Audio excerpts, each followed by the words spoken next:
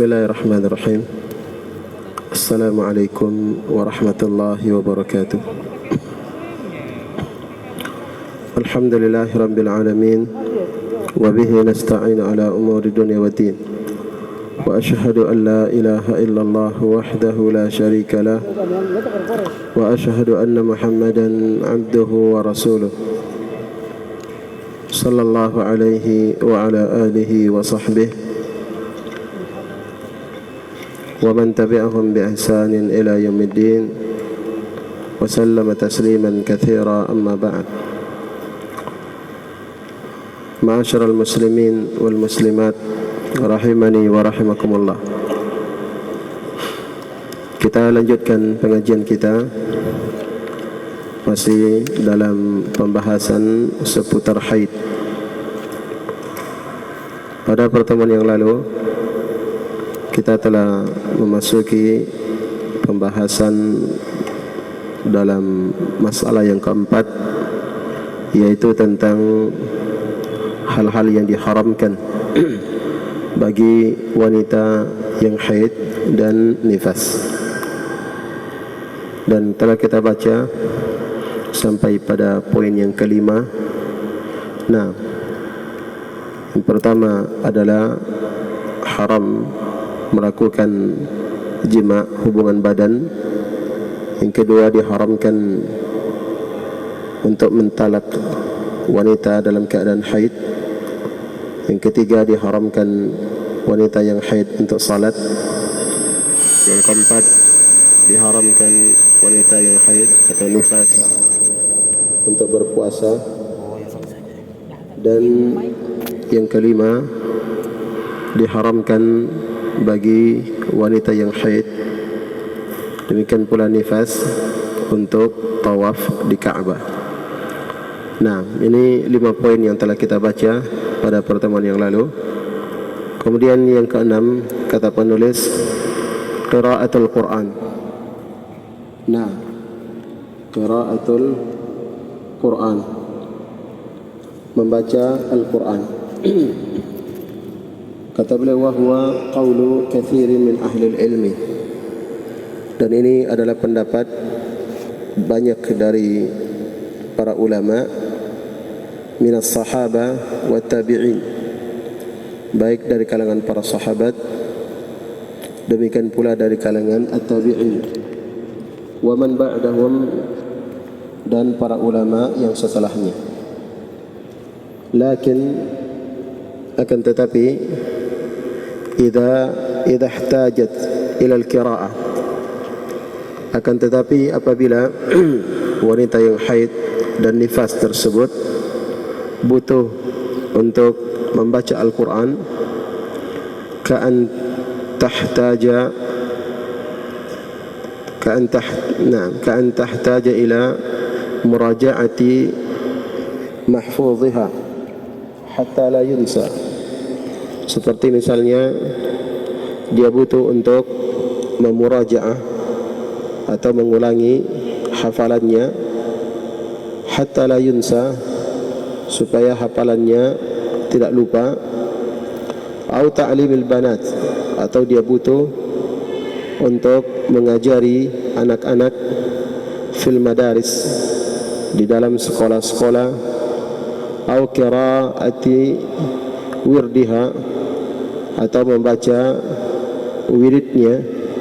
Nah, artinya membaca ya kebiasaan ya yang dia baca dari ayat-ayat Al-Quran tersebut setiap harinya.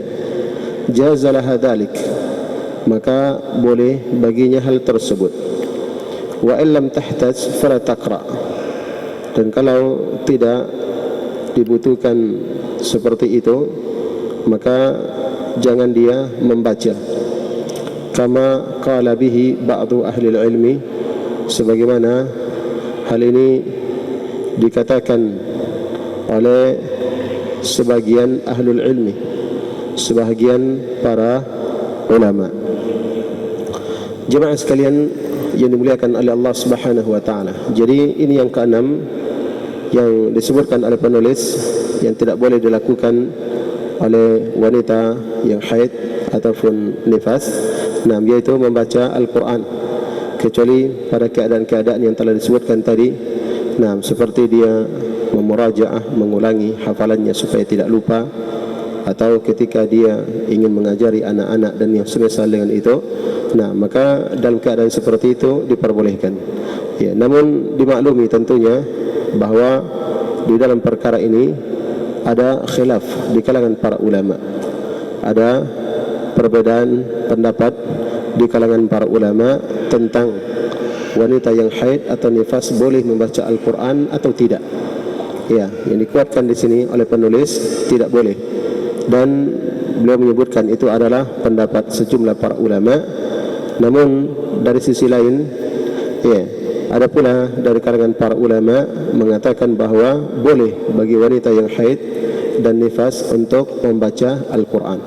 Nah, berkata Syekhul Islam Ibn Taymiyah rahimahullahu ta'ala di dalam Majmu' Al-Fatawa, kata beliau, laisa fi man'iha min al-Qur'ani sunnat, falaysa fi man'iha min al-Qur'ani was sunnah aslan, fa inna qawlahu na'am la taqra'u al-haid wa al-junub shay'an min al-Qur'an hadithun da'ifun biittifaqi ahli al-ma'rifati bil hadith. Nah, kata Syekhul Islam Ibn Taymiyah rahimahullahu ta'ala, tidak ada dalil dari Al-Quran dan Sunnah yang melarang wanita untuk membaca Al-Quran. Ya, kata beliau, ya, adapun hadis Nabi sallallahu alaihi wasallam yang berbunyi la taqra'ul haid walal junub syai'an minal Qur'an, ya, wanita yang haid dan orang yang junub tidak boleh membaca sesuatu dari Al-Quran, maka hadis ini kata beliau adalah haditsun dha'ifun biittifaqi ahli al-ma'rifati bil hadith. Ini adalah hadis yang lemah menurut kesepakatan para ulama ahli hadis. Nah, menurut para ulama ahli hadis, ya, waqad kanat an-nisa'u yahidna fi ahdi Nabi sallallahu alaihi wasallam.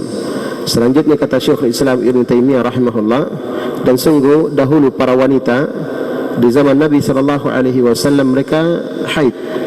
Naam, falau kanat al-qira'atu muharramah alaihinna kas-salati lakana hadha mimma bayyanahu an-nabiy sallallahu alaihi wasallam li ummatihi.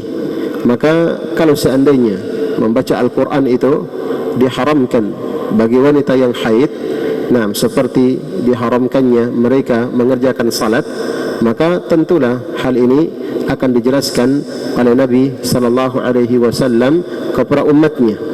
Nah, akan dijelaskan oleh Nabi sallallahu alaihi wasallam kepada umatnya. Wa tu'allimuhu ummahatul mu'minin, dan tentunya akan diajarkan pula oleh istri-istri Nabi sallallahu alaihi wasallam, nah, kepada wanita-wanita, nah, akan hal tersebut, ya, akan hal tersebut.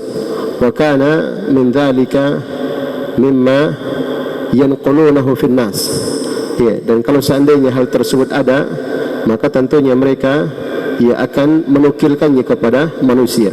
Falamma lam yanqul ahadun, ya, anin Nabi sallallahu alaihi wasallam fi dzalik, maka tatkala tidak ada seorang pun yang menukilkan dari Nabi sallallahu alaihi wasallam tentang hal tersebut, ya, yaitu berupa larangan, nam lam yajuz an tuj'ala haraman, maka tidak boleh dikatakan bahwa membaca Al-Quran bagi wanita yang haid atau nifas itu hukumnya adalah haram. Nah, ma'al ilmi annahu lam yunha min dhalik, ya, padahal diketahui bahwa Nabi sallallahu alaihi wasallam tidak melarang dari hal tersebut. Wa idza lam yunha anhu ma'a kathratil haidi, ya, fi zamanihi ulima annahu laisa bimuharram, maka ketika, ya, Nabi sallallahu alaihi wasallam tidak melarang darinya, padahal banyak wanita-wanita yang haid di zaman Nabi sallallahu alaihi wasallam, karena sebagaimana yang telah berlalu, haid itu adalah ketetapan Allah kepada kaum wanita. Setiap bulannya mereka mengalami haid. Nah, maka ya, wanita-wanita di zaman Nabi SAW dahulu juga seperti itu. Ya, maka ketika banyaknya wanita-wanita yang haid ya di zaman Nabi SAW, namun ya Nabi SAW tidak melarangnya dan tidak ada hadis yang sahih tentang pelarangan ya dari Nabi SAW kepada wanita yang haid untuk membaca Al-Quran. Kata beliau, ulima annahu laysa bimuharram, maka ya dari situ diketahuilah bahwa membaca Al-Quran bagi wanita yang haid bukanlah perkara yang diharamkan. Jelas ya? Nah, ini ya madhab pendapat sebagian para ulama. Ini pendapat ya madhab Imam Abu Hanifah dan juga yang masyhur dari ya madhab Imam Asy-Syafi'i dan Imam Ahmad rahimahumullahu ta'ala. Dan berkata Imam Ibn Hazm, ya, berkata Imam Ibn Hazm di dalam Al-Muhallah, kata beliau, qira'atul Qur'ani was sujudu fihi wa masul mushaf wa dzikrullahi ta'ala af'alu khairin mandubun ilaihi ma'jurun fa'iluha faman idda'a al-mana' fiha fi ba'di al-ahwal kullifa an ya'tiya bil burhan. Kata Imam Ibn Hazm rahimahullahu ta'ala dalam kitabnya Al-Muhalla jilid 1 halaman 77 sampai 78, kata beliau, qiraatul Quran, membaca Al-Quran, was sujud fihi, dan membaca dan sujud ya karena membaca Al-Quran. Nah, karena ada ayat-ayat di dalam Al-Quran yang kalau dibaca maka disunahkan untuk sujud. Ya, disunahkan untuk sujud ketika membaca ayat tersebut. Maka kata beliau, membaca Al-Quran dan sujud ya pada ayat-ayat ya yang dianjurkan untuk sujud, wa mas'al mushaf, demikian pula memegang mushaf. Nah, wa dzikrullahi ta'ala, dan berzikir kepada Allah Ta'ala, af'alu khairin, ini semuanya adalah ya perbuatan-perbuatan yang baik. Nah, perbuatan-perbuatan yang baik, amalan-amalan yang baik, mandubun ilaiha, dianjurkan untuk melakukannya, ma'jurun fa'iluha, orang yang melakukannya akan diberikan pahala. Maka famanidda'al mana', maka barang siapa yang mengatakan ya tidak boleh melakukan hal tersebut ya fi ba'dul ahwal, ya pada sebagian keadaan, nah seperti wanita yang haid ya dan nifas, berarti pada keadaan haid dan nifas tidak boleh, ya kan begitu. Nah, maka siapa yang mengatakan pada sebagian keadaan tidak boleh melakukan perbuatan yang seperti itu, maka kata beliau, kullifa an ya'tiya bil burhan, maka dibebankan kepadanya untuk mendatangkan dalil yang menunjukkan tentang tidak bolehnya hal tersebut. Dipahami? Dan telah kita dengarkan tadi dari Syekhul Islam Ibnu Taimiyah, tidak ada dalil yang sahih dari Nabi sallallahu alaihi wasallam yang melarang wanita untuk membaca Al-Quran. Adapun hadis yang berbunyi la taqra'u al-haid wal junub syai'an min al-Quran, nah wanita yang haid dan orang yang junub tidak boleh membaca sesuatu dari Al-Quran, maka kata beliau sepakat para ulama ahli hadis akan lemahnya hadis tersebut. Nah, maka dari penjelasan ini wallahu taala alam, ya, yang kuat adalah bahwa wanita yang haid ya demikian pula nifas, dia boleh untuk membaca Al-Quran. Nah, boleh membaca Al-Quran, apalagi sebagaimana disebutkan oleh penulis tadi, ya dia seorang guru misalnya di sekolah-sekolah yang dia mengajarkan Al-Quran kepada anak-anak. Berarti kalau dia dalam keadaan haid, berarti libur dulu anak-anak baca Al-Quran, libur dulu anak-anak yang mempelajari Al-Quran. Ya, demikian ya wanita ini sendiri juga ya libur dulu baca Al-Quran karena dia haid. Nah, kalau dia haidnya 7 hari, libur dulu 1 pekan, subhanallah, iya, baca Al-Quran. Nah, dan kalau dia adalah orang yang penghafal Al-Quran, 7 hari dia tidak mengulangi hafalannya, bisa hilang nanti hafalannya. Nah, jelas ya? Baik, maka yang kuat wallahu ta'ala alam bahwa wanita yang haid demikian pula nifas boleh untuk membaca Al-Quran, dan itu adalah kebaikan, ketaatan kepada Allah Subhanahu wa ta'ala, dan semua dari kaum muslimin butuh untuk mendapatkan keutamaan dari membaca ayat-ayat Allah Subhanahu wa ta'ala. Nah, waktu Isya jam berapa? Tak, 1 menit. Oh ya. Ya, kemudian kita berpindah yang ke-7. Ya, yang ke-7 yang disebutkan oleh penulis sini yang tidak boleh dilakukan oleh wanita yang haid adalah mashul mushaf, memegang atau menyentuh Al-Quran.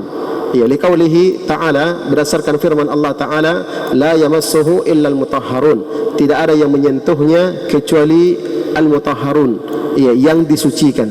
Nah, tidak ada yang menyentuhnya kecuali yang disucikan. Ini ayat terdapat dalam surah Al-Waqi'ah ayat 79. Nah, ini juga tadi sudah berlalu bersama kita dari penjelasan Imam Ibn Hazm bahawa membaca Al-Quran, demikian pula memegang Al-Quran itu boleh dilakukan oleh wanita yang haid. Terus dalil yang dibawakan oleh penulis ini bagaimana? Ayat dalam Al-Quran, la yamassuhu illal mutahharun, tidak ada yang memegangnya, menyentuhnya kecuali al-mutahharun. Maka disebutkan oleh para ulama ahli tafsir bahawa ini maksud dengan al-mutahharun di sini adalah para malaikat. Mutahharun, orang-orang yang disucikan, ya, makhluk yang disucikan, ini para malaikat. Kemudian la yamassuhu, nah, la yamassuhu, tidak boleh tidak boleh menyentuhnya. Di sini itu bukan kembali kepada Al-Quran yang ada di, ya, tangan-tangan kita, akan tapi itu kembali kepada Al-Quran yang ada di Al-Lauhul Mahfuz. Maka tidak ada yang menyentuhnya kecuali al-mutahharun, yaitu para malaikat. Jelas, ya? Nah, kemudian yang ke-8 kata beliau, dukhulul masjid wal lubsu fihi. Nah, masuk ke dalam masjid, ya, masuk ke dalam masjid dan berdiam, ya, di dalam masjid, ya, dan berdiam di dalam masjid, ya. Ini juga, ya, yang dikuatkan oleh penulis di sini, tidak boleh dilakukan oleh wanita yang haid atau nifas untuk masuk ke dalam masjid dan berdiam di dalam masjid. Ya, beliau membawakan dalil, nah, yaitu, ya, hadis Nabi sallallahu alaihi wasallam, la uhillul masjida li junubin wala haid. Saya tidak menghalalkan, nah, masjid untuk orang yang junub wala haid, dan tidak pula bagi orang yang haid. Nah, bagi orang yang haid. Nah, akan tetapi, ya, hadis ini adalah, ya, hadis yang lemah, nah, dan dilemahkan oleh Syekh Al-Albani rahimahullahu taala di dalam Al-Irwa Al-Ghalil. Nah, dalam Al-Irwa Al-Ghalil. Taib. Jadi hadis ini tidak bisa dijadikan sebagai hujjah, ya, sebagai dalil menunjukkan bahawa wanita yang haid, nah, tidak boleh masuk ke dalam masjid. Demikian pula orang yang junub, nah, orang yang junub. Ya, dahulu, ya, di masa Nabi sallallahu alaihi wasallam ada seorang wanita yang tinggal di masjid Nabi dan membersihkan masjid Nabi sallallahu alaihi wasallam. Ya, dan dimaklumi wanita punya kebiasaan untuk haid. Ya, maka seandainya hal tersebut tidak boleh, maka akan dijelaskan, tentunya akan dijelaskan oleh Nabi sallallahu alaihi wasallam. Nah, bahawa wanita yang haid tidak boleh, ya, masuk, ya, ke dalam masjid atau tinggal di dalam masjid. Demikian pula bagi orang yang junub. Nah, dalam hadis surat Bukhari dan Muslim, ya, Ibnu Umar, ya, radhiyallahu taala anhuma, pada waktu itu beliau masih bujang dan beliau tinggal di masjid Nabi sallallahu alaihi wasallam, bertinggal di masjid, ya, tinggal di masjid. Beliau dalam keadaan masih bujang.